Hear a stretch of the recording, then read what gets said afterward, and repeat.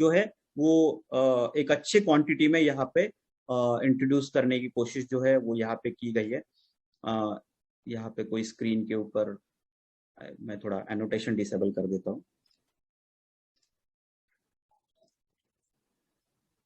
ठीक है, तो ये कॉम्बिनेशन है सभी उन न्यूट्रिएंट्स का जो एक फिश के बॉडी के नॉर्मल ग्रोथ के लिए रिक्वायर्ड है। अब ये न्यूट्रिएंट क्यों रिक्वायर्ड है, तो देखिए एक सिंपल बात समझिए। फिश को नॉर्मली कुछ फीड खिलाया जाता है, तो कई जगह पे ये पोल्ट्री का जो वेस्ट होता है वो खिलाया जाता है, या अलग अलग वेस्ट खिलाए जाते हैं। कुछ लोग प्रॉपर फिश फीड खिलाते हैं, ठीक है, जैसे हम जानवर को कुछ चारा खिलाते हैं वैसे फिश को भी कुछ फीड खिलाया जाता है। लेकिन ये जो फीड खिलाया जाता है फिश को, उसका प्रॉपर एब्जॉर्प्शन अगर बॉडी में नहीं हो पाया, क्योंकि ये सब एब्जॉर्प्शन किसके ऊपर डिपेंड है, तो वो फिश के मेटाबॉलिक प्रोसेस के ऊपर डिपेंड है, मतलब उसकी चयापचय क्रिया के ऊपर डिपेंड है। अगर ये चयापचय क्रिया प्रॉपर तरीके से नहीं हो रही है, तो जो फिश हम लोग फीड खिला रहे हैं वो फीड अच्छी तरीके से वो फिश को फिश के बॉडी में एब्जॉर्ब नहीं होगा, और वो अगर एब्जॉर्ब नहीं होगा तो फीड ज्यादा यूज करना होगा, और उस प्रोपोर्शन में जो वजन फिश का आना चाहिए वो वजन नहीं आएगा। इसका मतलब 1 kg फिश बनने के लिए, जैसे कि फिश का जो बीज जब पॉन्ड में जाता है, फिश पॉन्ड में जाता है, तालाब में जाता है, तो वो कुछ 2 से 3 ग्राम के करीब होता है। उस 2-3 ग्राम के छोटी मछली को 1 से 1.5 kg का मछली बनाने के लिए कितना फिश फीड हमें उसे खिलाना पड़ेगा, ठीक है ना। वो फिश फीड कितना खिलाना पड़ेगा, वो जितना ज्यादा खिलाना पड़ेगा उतना किसान का खर्चा बढ़ने वाला है। तो यहाँ पे वो फिश फीड का खर्चा क्यों बढ़ता है, क्योंकि जो फिश फीड हम लोग खिला रहे हैं उसका अब्जॉर्प्शन जो है वो फिश के बॉडी में प्रॉपर तरीके से नहीं होता, क्योंकि उसका गट हेल्थ जो है वो प्रॉपर नहीं है, मेटाबॉलिक प्रोसेस जो है वो प्रॉपर नहीं हो रही। अब इसकी वजह से क्या होता है, तो नॉर्मली फिश जो है वो कैसे बढ़ना चाहिए, तो आइडियली फिश का पहले लेंथ बढ़ना चाहिए, और फिश का जो जाड़ी है या विड्थ जो है या गर्थ जो है वो बाद में बढ़ना चाहिए, तो वो हेल्दी फिश तैयार होता है। अभी अगर मेटाबॉलिक प्रोसेस प्रॉपर नहीं हो रहे, चयापचय क्रिया प्रॉपर नहीं हो रहा है, तो जो खाया जा रहा है फिश में वो अगर प्रॉपर तरीके से डाइजेस्ट नहीं हो रहा है, तो फिश का जो विड्थ है वो पहले बढ़ जाता है, मतलब फिश का जो जाड़ी है वो पहले बढ़ जाता है, और उसकी वजह से लेंथ जो है वो प्रॉपर बढ़ नहीं पाता, तो वो फिश लेंथ में छोटा रह जाता है, जाड़ी में बढ़ जाता है क्योंकि उसका पेट फूल जाता है, और ऐसे अनहेल्दी फिश जो है वो प्रिपेयर हो तैयार हो जाता है, और इसका वजन भी प्रॉपर तरीके से नहीं भर पाता। और डाइजेशन प्रॉपर ना होने की वजह से बहुत सारे डिसीजेस भी फिश को हो जाते हैं, जिसमें कुछ बैक्टीरियल कुछ फंगल डिसीजेस हो जाते हैं, और जिसको कंट्रोल करने के लिए फार्मर को जैसे मैंने बोला कि एंटीबायोटिक्स का यूज करना पड़ता है, या जो वजन बढ़ना चाहिए फिश का उसके लिए हार्मोन्स यूज करने पड़ते हैं।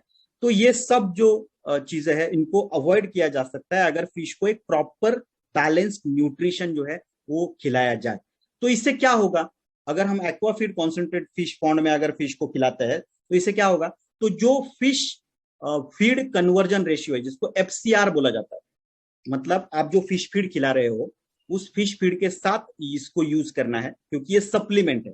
ये चीज को ध्यान में रखिए, ये कोई फीड नहीं है, ये सप्लीमेंट है। जैसे नेचुरामोर ये खाना नहीं है, ये सप्लीमेंट है। जैसे CFC ये फीड नहीं है, ये सप्लीमेंट है, वैसे AFC ये फीड नहीं है, ये सप्लीमेंट है, ये कॉन्सेंट्रेट है उन सभी न्यूट्रिएंट्स का।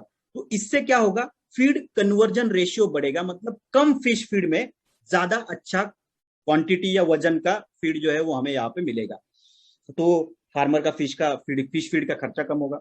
इसी के साथ साथ ये न्यूट्रिएंट्स की बायो अवेलेबिलिटी को बढ़ाएगा, मतलब जो एब्जॉर्प्शन न्यूट्रिएंट्स का होना चाहिए, प्रोटीन्स विटामिन मिनरल्स का फिश के बॉडी में नेचुरल तरीके से, वो एब्जॉर्प्शन को यहाँ पे बढ़ाएगा।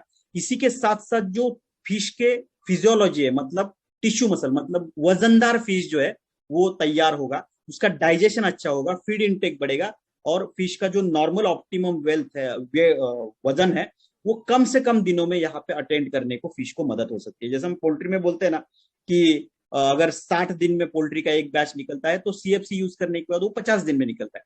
वैसे ही एक्वाफीड कॉन्सेंट्रेट अगर यूज करते हैं हम लोग, तो जितना नॉर्मल डेज लगते हैं एक फिश को 1 से 1.5 kg का वजन ग्रैब करने के लिए, उससे कम दिन, ऑलमोस्ट 10% रिडक्शन जो है वो 5 से 10 दिन कम लगेंगे। इसका मतलब एक बैच पूरे साल में फिश फार्मर ज्यादा ले पाएगा और उससे उसका उत्पादन जो है वो यहाँ पे बढ़ने में मदद मिल सकती है। इसी के साथ साथ ये अगर न्यूट्रिशन प्रॉपर रहा तो इम्यूनिटी बढ़ जाएगी, क्योंकि फिश फार्मर्स में एक मेजर प्रॉब्लम दूसरा ये भी होता है कि मॉर्टेलिटी रेट जो है वो फिश का बहुत ज्यादा होता है। अब ये मॉर्टेलिटी रेट जो है मतलब फिश का जो मरना है, छोटे छोटे जब वो फिश होते हैं तब वो मर जाते हैं। अभी सोचिए एक छोटा फिश मरना मतलब 1 किलो फिश का नुकसान होना फ्यूचर में आने वाले, ठीक है ना। सो ये जो मरना है, मर जो है शुरुआती दौर में फिश की, ये क्यों होती है? इसका पहला कारण प्रॉपर न्यूट्रिशन ना मिलना, इसका दूसरा कारण डिसीजेस बढ़ना। अभी डिसीजेस क्यों बढ़ते हैं? क्योंकि पानी की वजह से, वो मैं आगे चल के आपको बताऊंगा कि डिसीजेस कैसे कंट्रोल होते हैं हमारे प्रोडक्ट्स के माध्यम से। तीसरा मेजर कारण है फिश के मरने का, that is fin rot, gill rot.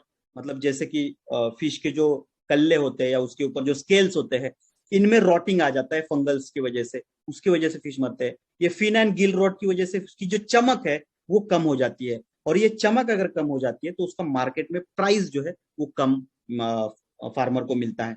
तो इन सबको अवॉइड करने के लिए उसकी इम्यूनिटी लेवल को बढ़ाना बहुत जरूरी है। और इम्यूनिटी कैसे बढ़ेगी? सिंपल है, नाचरामोर खाने से जैसे हमारी इम्यूनिटी बढ़ती है, वैसे ही एएफसी खाने से उस फिश की इम्यूनिटी बढ़ने वाली है। अगर इम्यूनिटी ज्यादा है तो डिसीजेस कम होंगे, डिसीजेस कम होंगे तो मोर्टेलिटी कम होगा, मोर्टेलिटी कम होगा तो फिश प्रोडक्शन बढ़ने में यहाँ पे मदद मिलेगी। इसी के साथ साथ डिसीज रेजिस्टेंस कैपेसिटी भी इसकी बढ़ने वाली है। उसी के साथ साथ अगर हम लोग देखते हैं तो मैंने जैसे शुरुआत में बोला, मेटाबॉलिज्म मतलब चयापचय क्रिया में बहुत तेजी से सुधार लाएगा। इसकी वजह से जो खा रहे हैं वो अच्छे से डाइजेस्ट होगा, अगर अच्छे से डाइजेस्ट होगा तो ग्रोथ ज्यादा अच्छे से अटेंड होगा। इसी के साथ साथ फर्टिलिटी और जो ओव्यूलेटरी प्रोग्रेशन जिसको बोलते हैं, मतलब प्रोडक्शन जो है, रिप्रोडक्शन जो है फिश का, वो अच्छी तरीके से वहां पे फिश पॉन्ड में होगा, और मल्टीप्लीकेशन ऑफ फिश जो है वो अच्छी तरीके से ये खाने के बाद फिश में होने वाला है। तो इसमें विटामिन है, मिनरल्स है, लिपिड्स है, बहुत सारे अमीनो एसिड्स है, और इसी के साथ साथ प्रीबायोटिक प्रोबायोटिक बैक्टीरिया भी है जो इसकी गट हेल्थ को सुधारने में मदद करते हैं। सो इन एंड ऑल अगर ये एएफसी अगर हम लोग यूज करते हैं तो फिश को एक प्रॉपर न्यूट्रिशन, सही growth, disease resistance power, immunity और मोर्टेलिटी रेट को कम करने में ये आपकी मदद, फिश की मदद करेगा, और जिससे कि फिश प्रोडक्शन बढ़ने में मदद हो सकती है। इसमें कंटेंट क्या है? सो डिब्बे के ऊपर भी लिखे हुए हैं। ये किसको यूज कर सकते हैं? तो ये सभी प्रकार के फिशेस को, श्रिम्स को, प्रॉन्स को और क्रैब्स को भी यूज कर सकते हैं। इस सभी प्रकार के फिश, मतलब नॉर्मली क्या होता है, जो श्रिम्स है, प्रॉन्स है और क्रैब्स है, इसको फिश कैटेगरी में नहीं पकड़ा जाता, तो ये एक अलग कैटेगरी है। तो सभी प्रकार के फिश, उसी के साथ साथ श्रिम्स, प्रॉन्स मतलब झींगा या अलग अलग टाइप के प्रॉन्स होते हैं, और क्रैब्स मतलब केकड़ा, इनके प्रोडक्शन में भी आप इसको यूज कर सकते हैं। इसमें डिब्बे के ऊपर क्लियरली लिखा है इसमें कोई भी एंटीबायोटिक और हार्मोन नहीं है, सो सेफ टू एक्सपोर्ट है।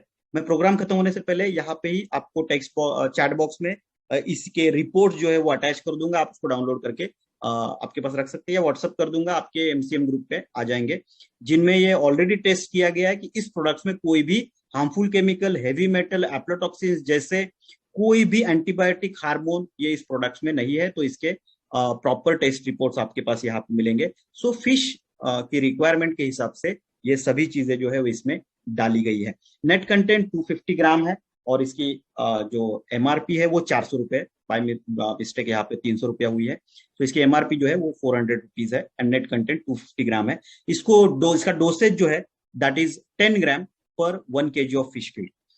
1 किलो फिश फीड में 10 ग्राम मिक्स करके इसको फिश को खिलाना है, जो फिश फीड वो नॉर्मली यूज करते हैं।